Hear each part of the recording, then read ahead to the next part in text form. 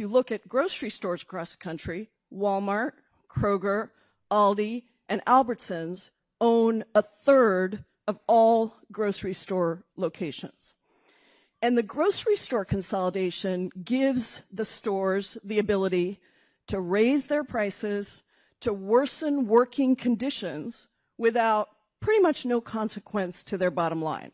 All of that understanding of how consolidation is changing the grocery store industry, combined with a new Lina Khan administration at the FTC and commissioners like Mr. Bedoya, who you're going to hear from on the next panel under the Biden administration, allowed for a giant success in blocking the grocery store merger last year when Kroger's and Albertsons tried to merge.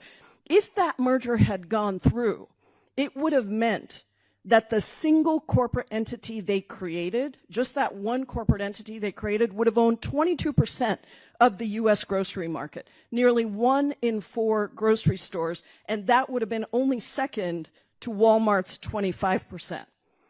But instead of sitting back and allowing that to happen, this incredibly powerful coalition of unions and grocers and others, including many members who are here today, as well as members of Congress. I'm proud to have led the charge in filing an amicus brief against that merger with other members of Congress.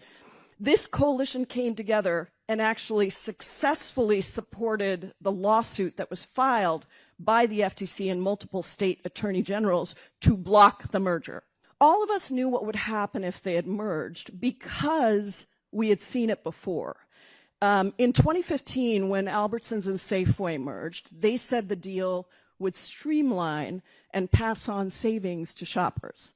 But that is not what happened. Instead, what we saw is dozens of stores closed, creating food and pharmacy deserts, making it harder and more expensive for people to get fresh food, to get prescription drugs, and workers at those stores that closed lost their jobs. And all the time, the giant CEOs are minting money.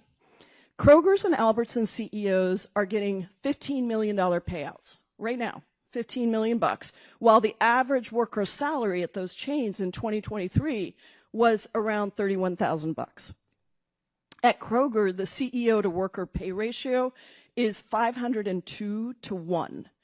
And grocery workers who once really were the epitome of what it means to have a living wage, middle class job that you can take care of your families on, now they're really struggling to survive.